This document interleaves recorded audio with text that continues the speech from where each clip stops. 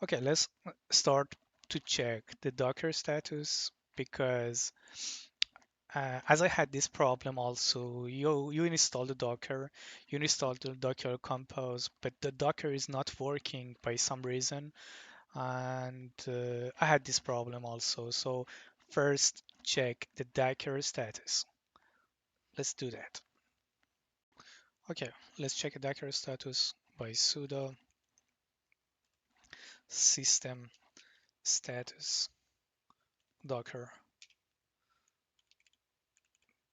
password.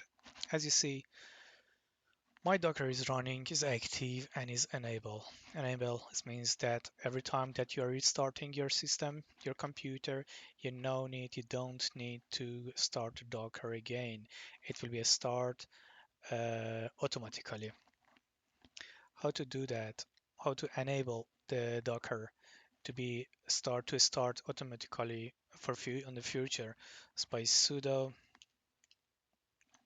system enable Docker. You will enable it for next time. You will enable your Docker. So, and then if your Docker is not active, is here's not active, not running, so you will start your Docker by sudo system start Docker. You will start your Docker and everything will be okay then. So your Docker is enabled, your Docker is running, and you can use it. Let's go next.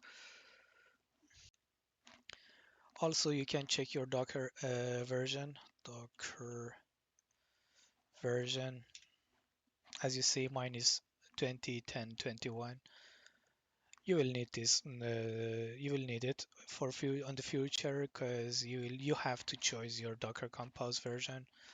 That's the way to see which version is your Docker.